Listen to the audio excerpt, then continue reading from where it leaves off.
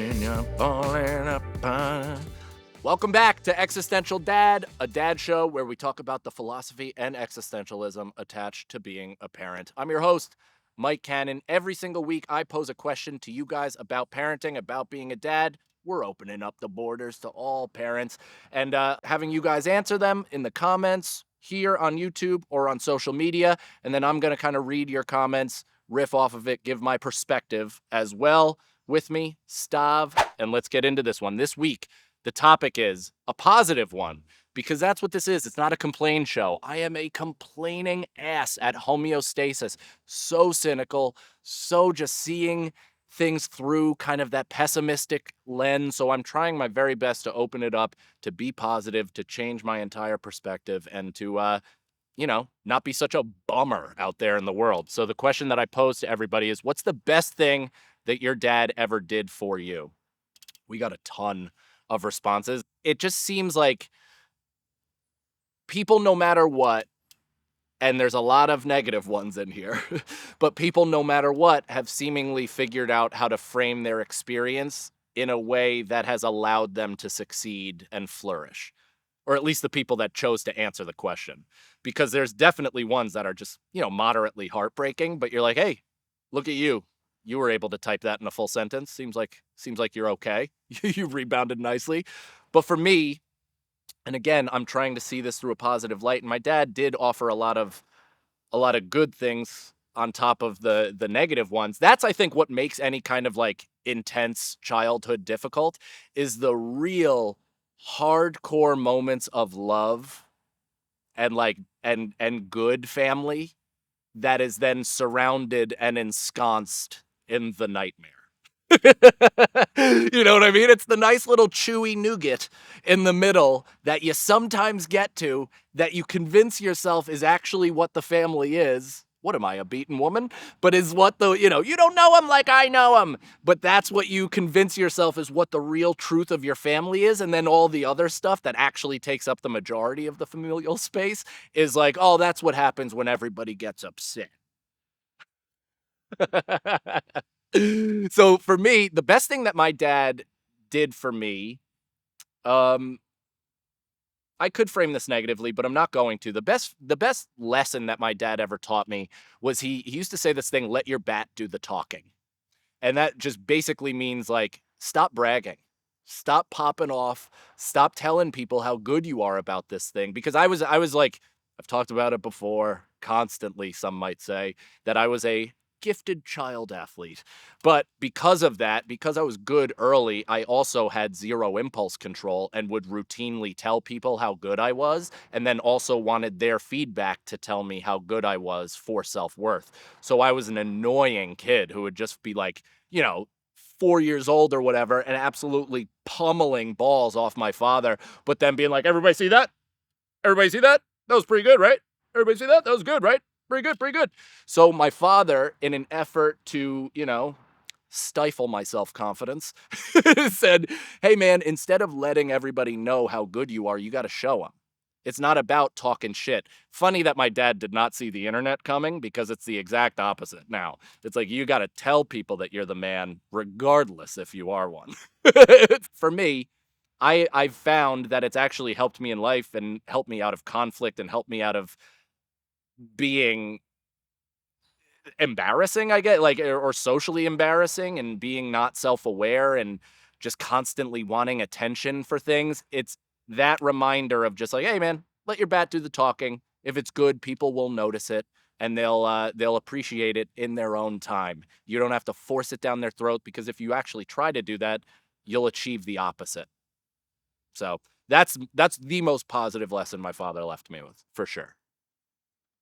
Positive in the baseball sense. At first, I thought you were going more mafia. Let your bat do the talking. He doesn't pay up, then you fucking beat him over the knees with a blunt object. But no, I mean, it is baseball focused, but it is like, let your special do the talking. Let your edit do the talking. Let your work. Like, you don't have to be up there stumping for yourself, which, again, social media would indicate that that's the complete opposite of what you should learn. But I like that as a value. So I'm going to stick to it, and I think it's been good for me. if you're not doing it for the do, like if you're not playing baseball because you love it, if you're not smacking the shit out of the ball because that's what you must do because you feel fulfilled in that way, and if you don't like comedy, same way, it's like, then what the hell are you doing? Then everything else, you're kind of just doing a PR tour. You're just telling people that this is what you do and this is what you want attention for, and you're curating an image as opposed to actually being who you are. There's one that stood out. Ralph says, when I started getting arrested for drugs and booze, he was the only one to not turn his back on me. He also once told me that his greatest accomplishment was knowing that if he died tomorrow, he know that I'd be okay and wouldn't get swallowed up by life. Yeah, I mean, first of all, unbelievable confidence on your father's part, considering you were doing drugs. Like, that's awesome. He's like, you know what, my son can handle this shit even when he's fucked up. So even if I croak, he's good to go. But no, man, I love that first part where you're like, he didn't turn his back on me, because there's so many schools of thought about how you deal with that situation. And I've had addicts in my family, and I've had addicts in my close friends, and I am an addict, I guess. Like, I I don't know. I don't know. I don't really reconcile with it, to be honest. I just have like I just know where my shortcomings come from, and I know that because there's addiction in my family's past, whatever I have is probably a version of that. It's not far from it, at least. So it's hard. My family's method is enable, enable, enable, give a last straw, and then turn your back. Like, that's kind of that's the way that they went through the process with all the addicts in our family, and I just don't see that being successful. So whether or not they have to create boundaries, which I understand they have to stop enabling, they might have to create space and maybe even go no contact. Again, I don't know. I don't It's all individual circumstance, but the never turning their back no matter what, and knowing still that you do have that support, knowing that you have that support and somebody to go to, and even if it's just to talk, I'm not saying money, whatever, like they'll check you into a hospital. It's all the necessary stuff to get you right, none of the necessary stuff to get you high or to get you by. It's just to get you right. That's invaluable. And as a parent, it's like I don't know how you don't do that. It's the natural feeling of commitment that I have to my son makes me wonder what's been going on with past generations. And it just must have been like a gradual process, I guess, like just the perfect mix of abuse and awareness and education and, information out there has landed to this, to finally being like, okay, well, at least I'm going to pause for a minute and see what's what. I love that. I love when somebody's like, "Hey man, they never turned their back on me, and even though it seemed hopeless, even though a lot of people did and they did, and I shouldn't be where I am, they didn't. And for that reason, they hung on to the bitter end, and I'm okay." How sick is that? That to me is worth that to me is worth the shot of not giving up. Well, you going to give up on your kid and then just live the rest of your life empty? It's like, I don't know. I don't necessarily want to get into what other people are doing out there, but it's just like, that's how I feel. It's like, if my son ever has that problem, which he very well might, it is in our genetics, I'm, I'm going to, there's no me going anywhere. I can be a hero, baby. Another great thing that my father left me with is, I come from a long line of people that don't know how to communicate and are unwilling to. So my father left me with this. Again, I'm on the complete opposite end of the spectrum, where I am just spilling out information almost at a too much clip. But again, then hopefully it settles right back to the middle. But it, transparent and communication, and allowing my son to know that, hey man, like, that could come up. There are going to be conflict with your siblings. The thing is, it's acceptance, it's loving each other, it's understanding that you come from the same team, you're on the same team. I don't know. I just feel like anything that comes up, I'm willing to talk about with my kid, and I think that's something my father left me by not doing. Is that communication is so goddamn important to me, because it was never a part of my life. So Lindsay, wrote that her dad taught her how to fix things, just in general, which I know sounds broad. Really, just how to use tools and basic problem solving, so she could be empowered as an adult to figure out and get shit done for herself. Yeah. See, that goes back to, like, I think in a previous episode I said, like, I'm the adult. So this goes back to being an adult. So even if he just taught her how to fix something, that general skill of problem solving and giving confidence in decision making then prepares them to be a confident adult, somebody who doesn't feel out of place making decisions. You know what I mean? Because empowering her to do that early in her life, then hey, I can do this. Then I'll make this decision. I'll go to this college. I'll study this, and I'll feel good about it, as opposed to just being like every decision is questioned because one, you didn't have guidance, and two, you were called a moron for making the decision you made. So that's great. I do think, like, I do wish, although I was a lazy kid, I hated yard work, I hated physical labor, I was a whiny son of a bitch, so my father probably threw his hands up at some point. But I do think that, like, had I been walked through and forced to be a part of the process of building things, I would have maybe been a more confident person. Do you think not being shown some stuff led to you kind of taking risks and saying like fuck it, I'll do it myself? Because I Yeah. kind of come from more so that. Yeah, I think naivete definitely allowed me the courage to be a comic. Not not knowing not knowing comedy, but teaching myself comedy, and then teaching myself the business of comedy and and editing and reels and social media and stuff like that. I'm just realizing this right now, like in this actual moment, should make me very confident that I can figure things out. It hasn't until right now, like until this. I'll still have to process this after we're done filming, but it should allow me, like, similarly, I got in that car accident, right?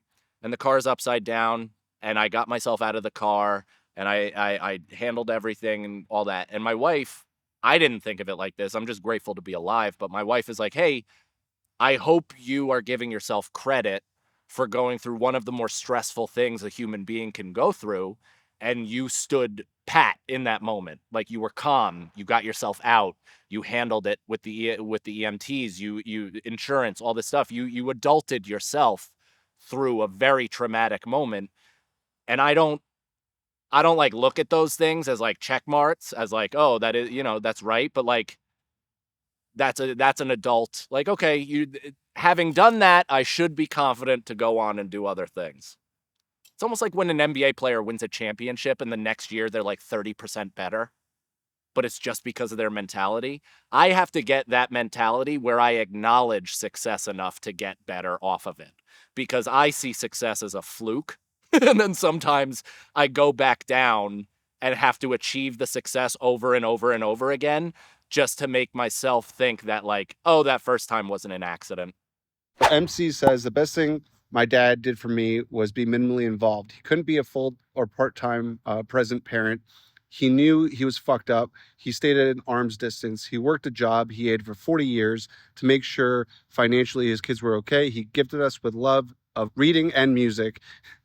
He was more like a friend than a parent. Now that he's been gone for a few years, I can see that it was the best thing that he could have done for us kids. Yeah. I mean, that's awesome perspective on your part, and pretty great that you've been able to get to that point. I hope to. I think I'm getting there at this point. I mean, no, because it's different, but not quite. But yeah, I mean, there's always positives to some of the shit, right? Is like, the guy did, even if he was distant and throughout that time, you're like, what the fuck? Why am I not connecting to my father? Like, shouldn't he, like, give a shit about me? Shouldn't he show interest in what I'm interested in? Instead of, because I got into golf because my dad was into golf. He didn't come into my interests. So I get that. I get, like, oh, he gave us the gift of music and reading. And it's like, that is a gift, because I hope I'm inspiring my son with some of my interests. But I also hope he takes my interests and then builds off into his own shit. And then I kind of jump onto whatever he's into. It's like I've learned what I'm gonna learn when it comes to my self-discovery. I want to see what he's into, and then hey, maybe I'll fucking get into it. Who knows? He's gotten me into Benny Boone. What is his name? Benson Boone. Benson Boone. That guy. I love that singer. He's great. Real sweet little Mormon boy. But my son is already getting me into certain different things. So no, I think that's a really great way to look at it, and I think it's similar to how I'm looking at some of the things where you gain by subtraction. They didn't do something, so it gave you the ability to see it for what it is. And the credit goes to you, though, for being able to process it that way, is because you could have just been completely like unconscious and unaware to that shit and just reacted to it. That's what a lot of people have done. That's what I've done for for stretches of my life. But stretches of my life. I hated how I said that. All right, we got some rapid fire ones, some Good. shorter ones. One, he quit drinking. I mean, I did too. I think that's one of the best things that I'm doing for my kid. And just based on sheer energy. Like I was never abusive or angry or anything like that, but just on sheer energy, I would throw away days.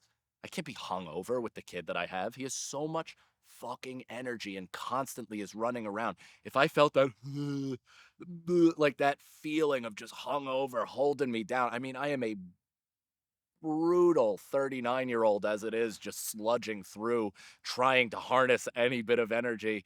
Like, I mean, I wish there was healthy Coke, dude. I wish there was a way that you could just do bumps of Coke and it had no impact on your heart or any health whatsoever, because I would just be gacked all day long. Because there's moments where I feel like I'm literally being pulled under the earth. But if I was drinking, I mean, I'd be absent but here.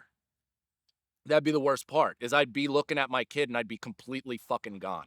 He'd have no clue. So on top of the mental health stuff that I'm actively pushing through about presence that we've talked about, it's the booze on top of that. Then I'm fighting through layer upon layer upon layer, and who knows if I'll even get to my son. Lucky Bug Art said, bought me bought me a front opening switchblade when I was 8. Okay. Wow. And that's come in handy for you? I remember my dad, this is so funny. It's like a classic dad thing to do, too. I got in trouble when I was like, I must have been 5. I mean, we grew up in a different way. I grew up in Fort Montgomery, right outside of West Point, and we were just outdoor cats. Like my mom opened the door at like 7 a.m. and we didn't come home until way at night. And we'd play manhunt. We'd go walking through the woods. There were like abandoned, sunken homes in the woods that we'd kind of go into, like crazy shit. So we were just like feral, but like my parents didn't know the extent of it. And I remember one time, I think I was like 4 or 5, and I was with my friends who were 6, and we just walked like 3 miles away to Garrison Pond in Fort Montgomery, like through the woods out onto a major highway. And my parents were like driving to the convenience store and they saw us and were like, what the fuck? Like literally saw.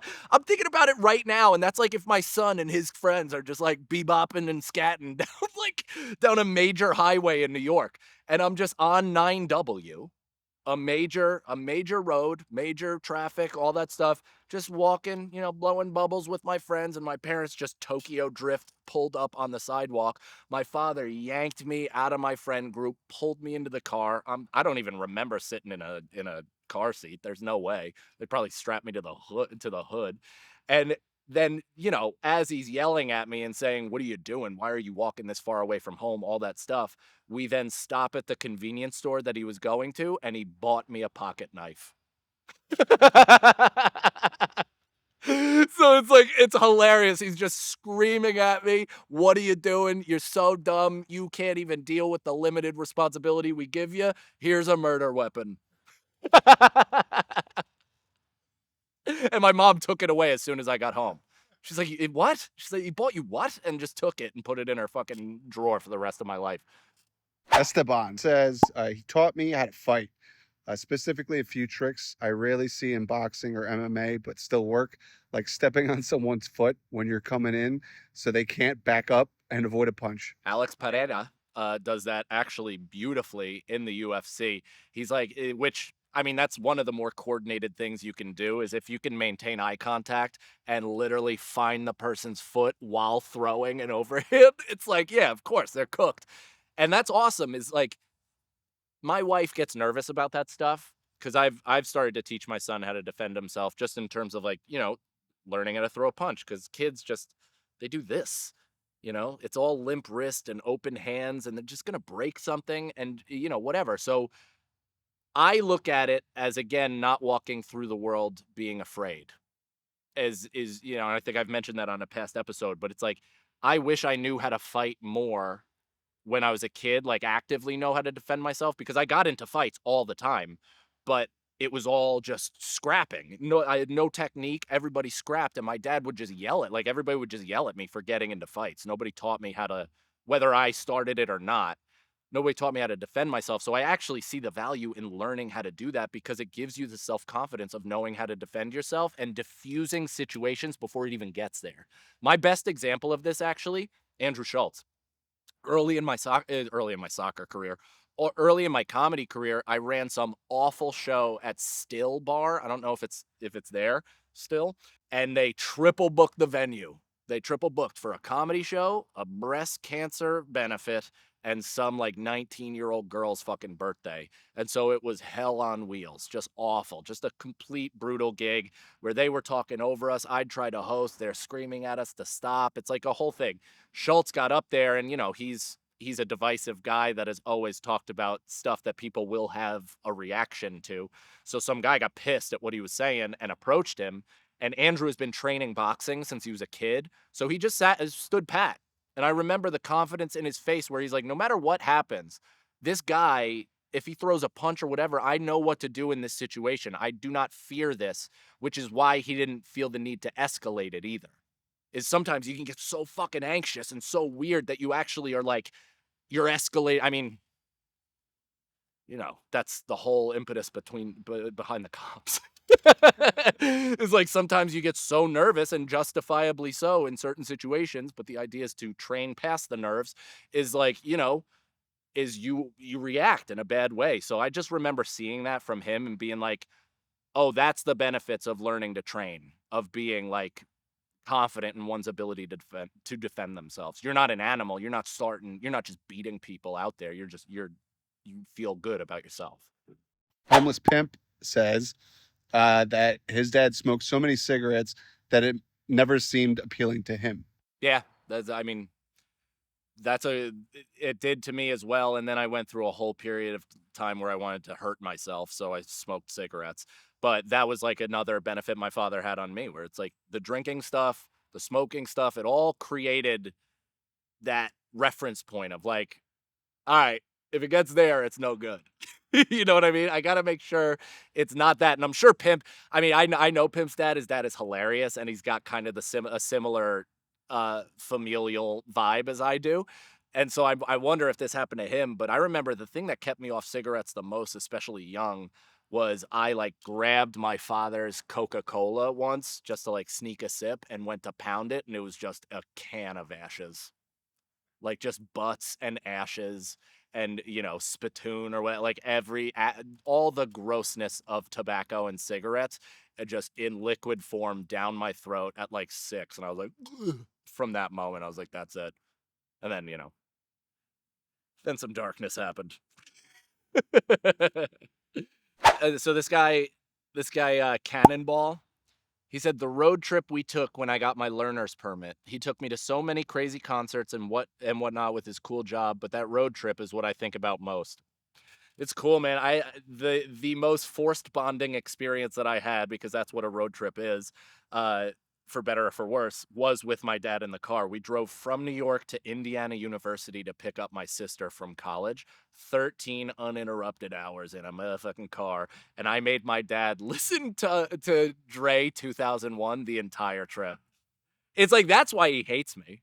Because I did, it's like me bopping my head at 13 relating to pull down, then I nutted on a towel and passed out. Come on, let's get high.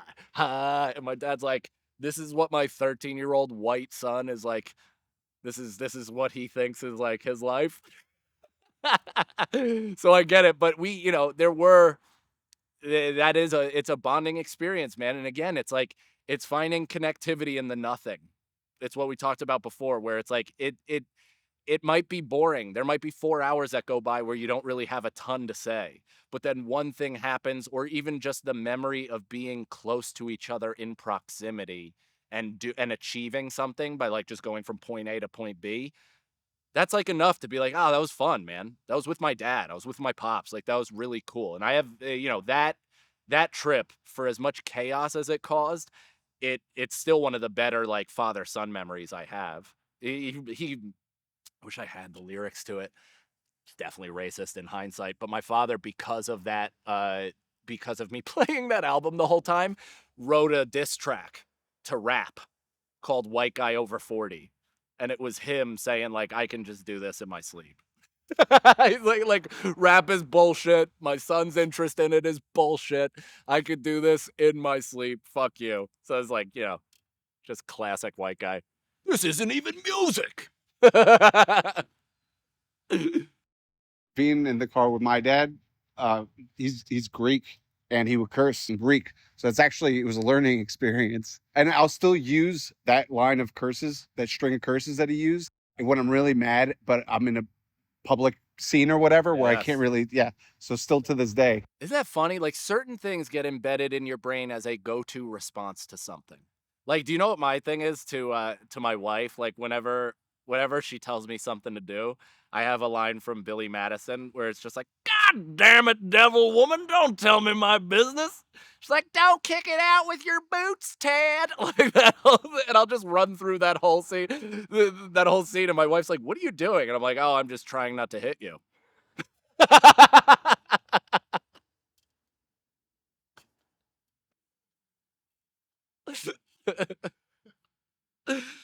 I think that's it. I think that's where we end. Guys, there's going to be more of these. This is fun. I love it. We'll see you next week.